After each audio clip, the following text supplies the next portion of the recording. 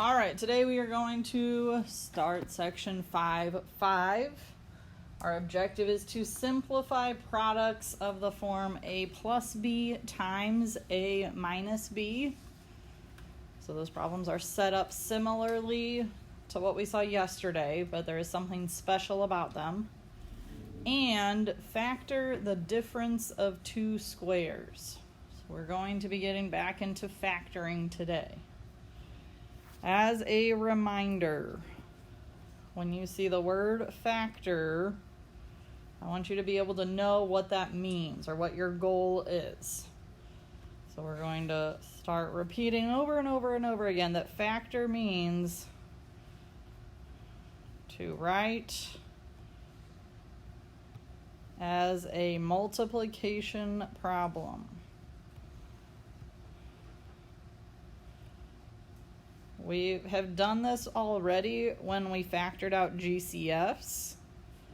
When we factored out GCFs, we had a number or a term with a variable outside of parentheses, right? And if it's outside parentheses, we talked about how we could check it by distributing, which means we'd multiply it back in. So when we factored a GCF, we wrote it as a multiplication problem. Also, when we wrote a prime factorization, we were multiplying all the primes together. Okay, so to factor means we're going to write it as a multiplication problem. Let's go on to those warm-ups then. Hopefully these will go pretty quick because we did just practice some very similar to these. On number 1, who can tell me how to set it up? That first line that I would write. Ryan? X times x minus 1. Mm-hmm. And then 1 times x minus 1. Good. So x times x minus 1 plus 1 times x minus 1 is our setup. After we set it up, then we distribute. So the x gets distributed. X times x is x squared. X times negative 1.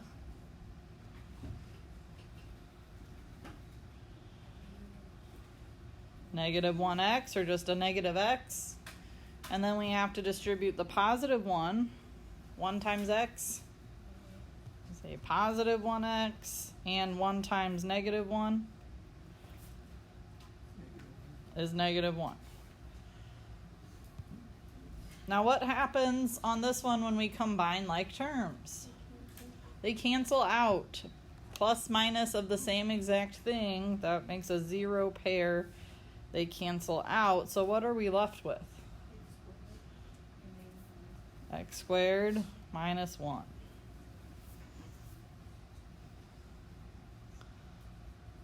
Questions about the first warm-up? Okay, who can tell me how to set up the second one? Ellie?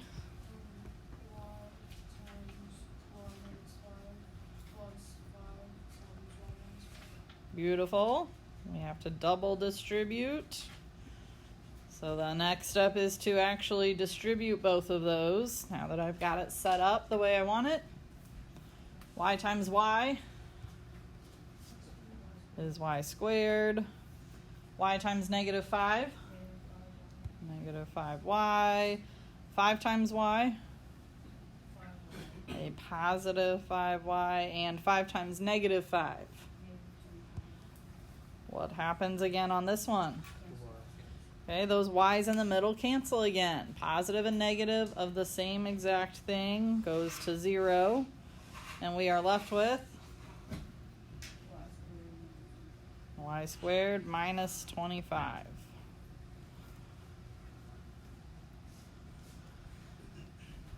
Questions on those first two before we do the last one? Okay, if you're noticing a pattern, that's a good thing. This last one is going to have something similar happen. I am going to write it up at the top since I'm running out of space down at the bottom. So I still first need somebody to tell me, how am I going to set it up? Jakeem? Okay. What else? Keep going. 3 plus b Mm-hmm. parentheses 2c minus 3. Good. We have to double distribute, so our next step is to actually distribute both of those. So we have 2t times 2t. 4t squared. Good. The 2's get multiplied and the t's get multiplied. 2t times negative 3 is negative 6t. Then we move on to the back. 3 times 2t. Positive 6t. And 3 times negative 3. Negative 9. What happens again? Middles cancel. Plus minus of the same thing goes to 0. What are we left with? 4t squared minus 9.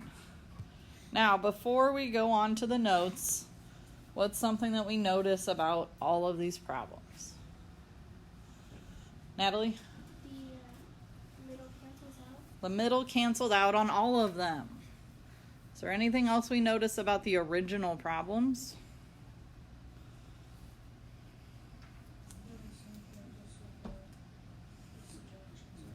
It's the same thing, but one's got a plus sign, one's got a minus sign.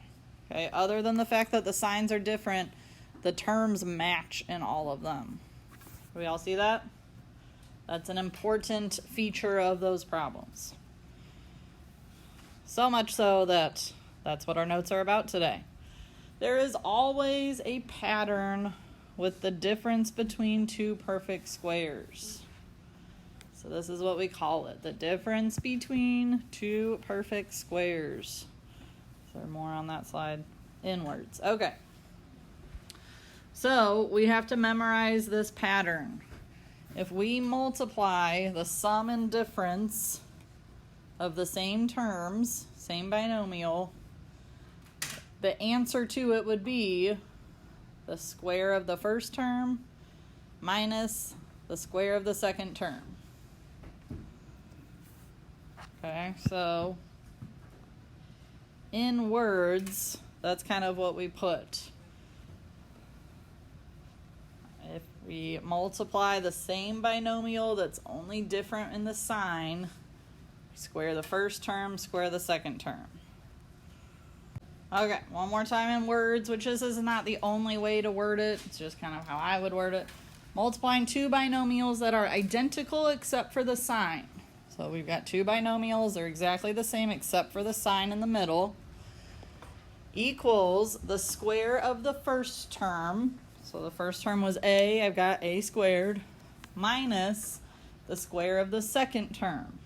Second term is b in both, so b squared. All right, to prepare us for this squaring of terms, we've got a few terms here that we need to square. So if you are told to square a term, I would recommend putting that term in parentheses and then putting a squared on there. Because most of you remember that if those parentheses are there, the squared belongs to what? Everything inside. Okay, so don't just write a squared on the end of it and be done. It's not 5a squared. It's 5a, the whole thing getting squared. So the 5 gets squared and the a gets squared. 5 squared is 25. A squared, we just leave as a squared. So we are squaring the whole term, not just a part of it. Same thing on the second one. Use those parentheses to help you out. The squared belongs to what? Everything. So it belongs to negative 3. If I take negative 3 squared, what do I get? Is it going to be positive or negative? Positive. If you square it, you multiply it by itself. negative times a negative comes out positive 9, and then the t is also getting squared. Same idea for the last one. Put parentheses around it. 2pq, the whole thing gets squared. So that exponent belongs to everything inside. The 2 gets squared, the p gets squared, and the q gets squared. Everything inside gets squared. 2 squared is 4. 4p squared q squared. All right, this goes the other way. Now we are finding the square root of each of these. So what had to have been squared to come up with this? If we square root this first term. Anybody come up with what the square root of x squared y squared is?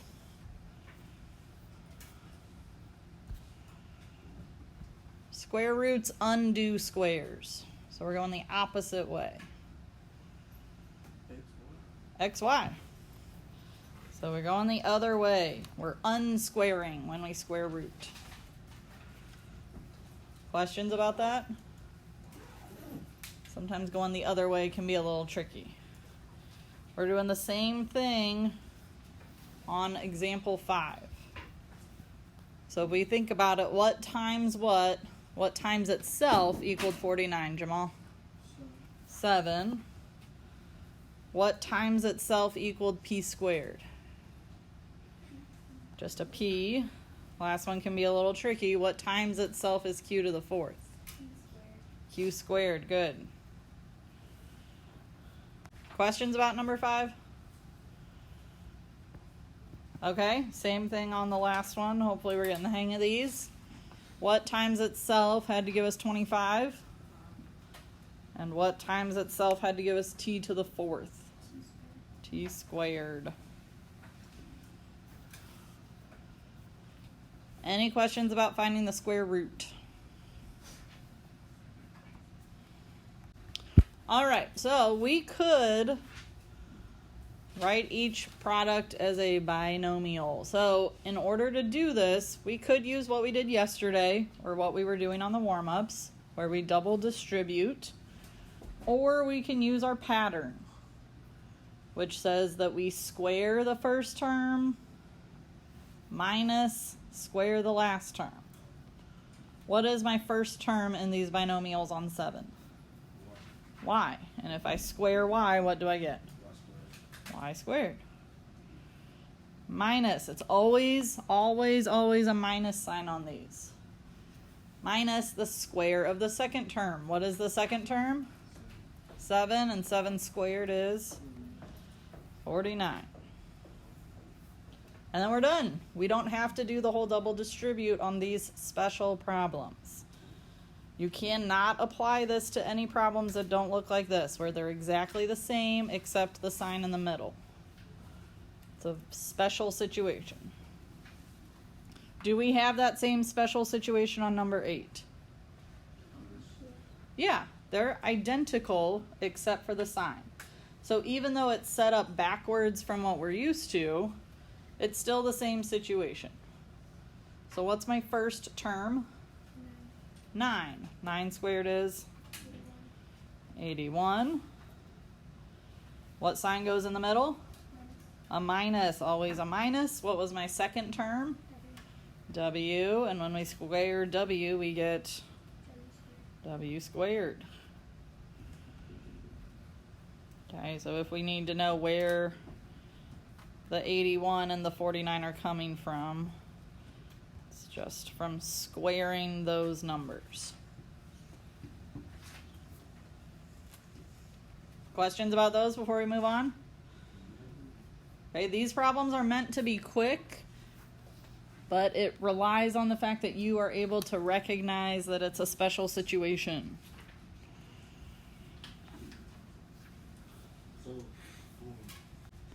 So, does the special situation apply to number 9? Yep, they're identical except for that sign. So what is my first term? What's the first term? 3m squared. And what am I going to do to 3m squared? Square it. What sign's going to go in the middle? A minus sign. What's my second term? 8n squared. And what am I going to do to it? Square it. So this is why we talked about squaring monomials, because now it's not just as easy as taking 7 squared or 9 squared or w squared. This one is a little bit harder. When I square 3m squared, I have to give that exponent on the outside to everything inside. So I don't expect that you'll have to write this step out every time, but the 3 gets squared and m squared gets squared. Minus, it's the same thing happens in the back. The squared on the outside belongs to what? Everything inside. So the 8 gets squared, the n squared gets squared. Now Jay Sean kind of already gave it away for the first part, but 3 squared is 9. If we take a power and raise it to another power, what do we do with those? Multiply them. 2 times 2 is 4. So 9m to the 4th in the front. What sign stays in the middle? That minus sign stays put. 8 squared is 64. N squared squared. N to the 4th. Can I combine those terms? Why not? Different variable, can't combine. On number 10, what's my first term? XY, sign in the middle.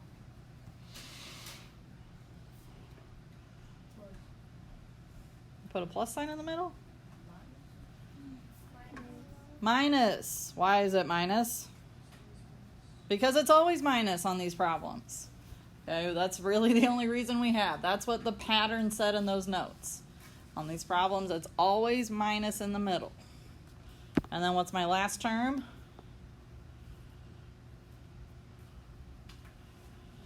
Three, which is also getting squared.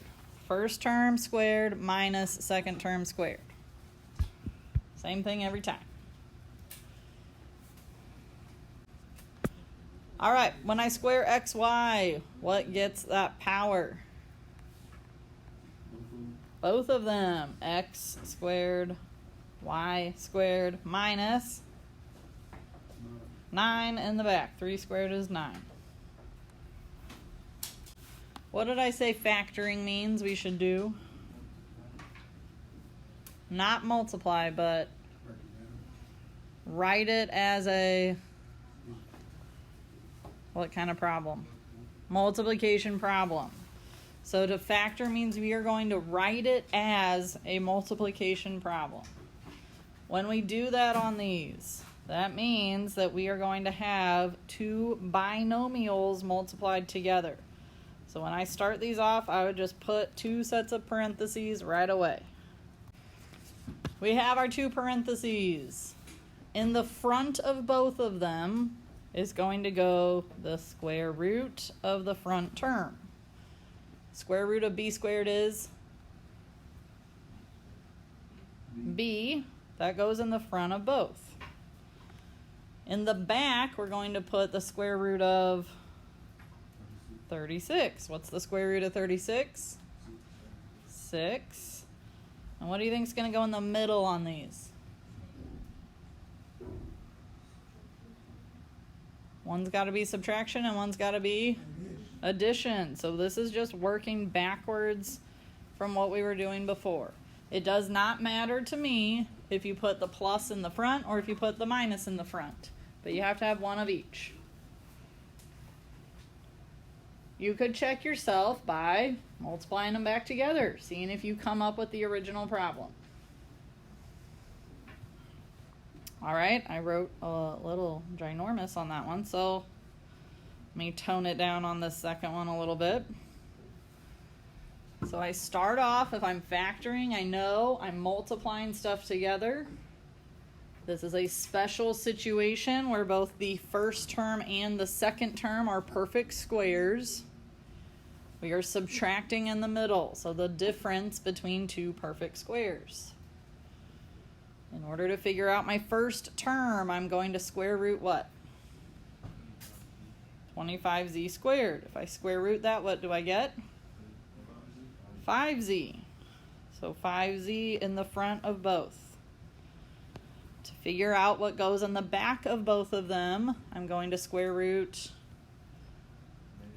not -1, just the 1. You cannot square root -1. Okay? The sign in the middle just means that we can use that special pattern. It's the difference of two squares. When I square root 1, I get 1. What signs go in these? Subtraction and addition, one of each, a plus and a minus. Let's try a couple more. These ones get a little bit trickier.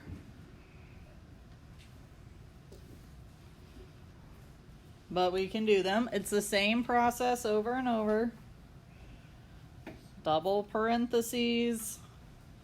Square root the first term, 169u squared. What's the square root of it?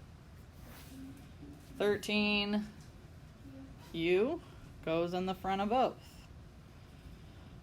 Square root of 225 is 15. That goes in the back of both. And what signs do I use in the middle? 1 plus, 1 minus. All right, we got a couple more to get through. Start off just setting up my parentheses. In the front, I have to take the square root of May. So we take the square root of 49a squared, we get 7a in the front. What about the back? 3b. We take the square root of 9b squared, we get a 3b. And my signs? Addition and subtraction, 1 plus, 1 minus.